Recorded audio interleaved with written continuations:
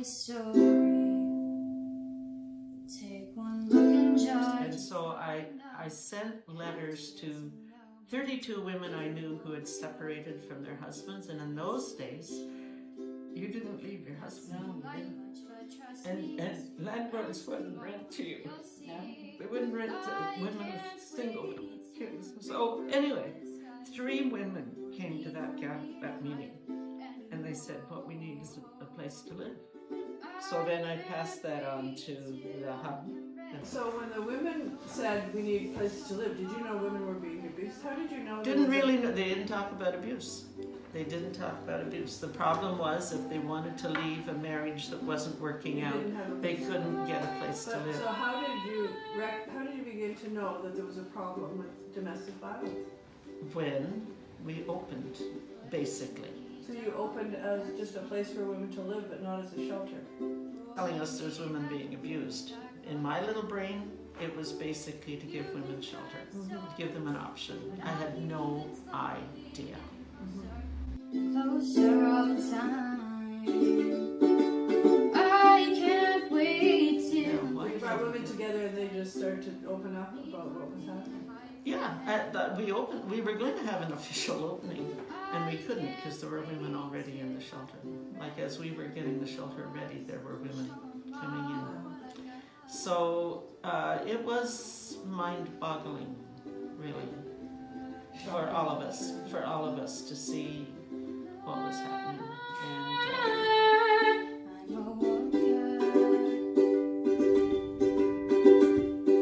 Like the sun through the clouds can't bring me down. I'm not gonna cry. I'm proud. I'm singing it loud. I don't wanna follow your expectations. I'm being me and there's no mistake. And I'm a diamond in the rough, beautiful but tough. Isn't that enough? You tried, but you can't break me. I'm stronger than you think, stronger than you know. I'm not your typical.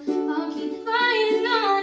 Someday I'll break free from my skies. No more need for me to hide anymore. Someday I will break. So the neighbors were complaining, and one of the fellows who was complaining, the monk who lived across the street, his niece was one of the first people in the shelter. You know, so it was brought home.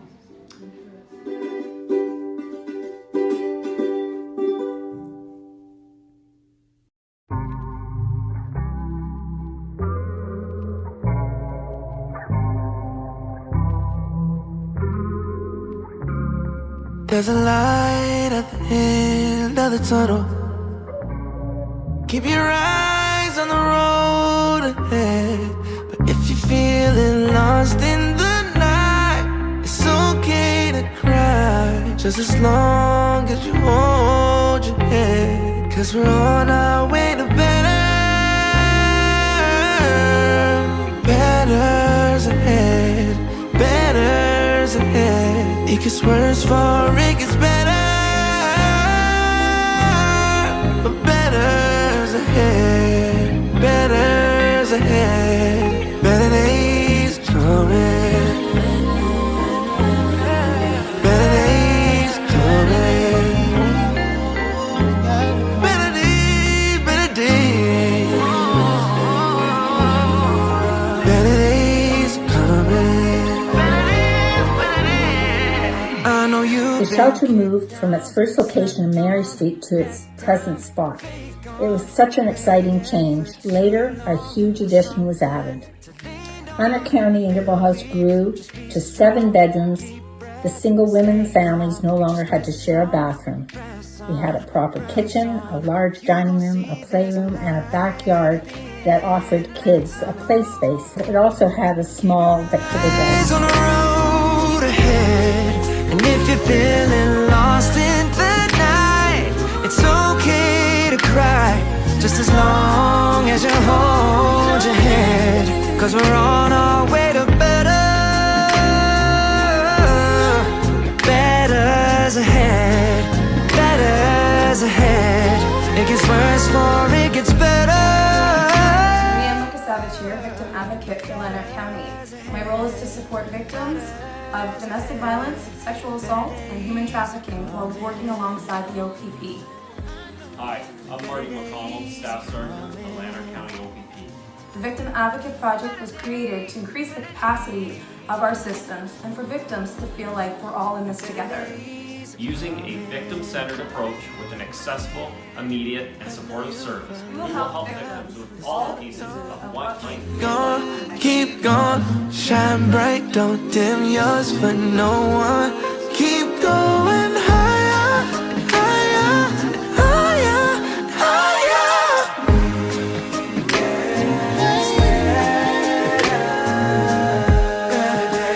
Better days coming. Better days on their way. Coming. I know. Better days coming. This is amazing. Part of it is to change things going forward. That's what we really have to start focusing on, and that's everybody. So call the vote, all in favor? Unanimous. Better days, I know. Better days are coming. You don't know my story. Take one look and judge, it's not enough. You have to get to know me. I'm a warrior in blue jeans and a t-shirt. May not seem like much, but trust me, stick around some more and you'll see. I can't wait till I'm free from my disguise. No more need for me to hide anymore. I can't wait till I can break down the walls, show 'em all what I got. I'm a warrior.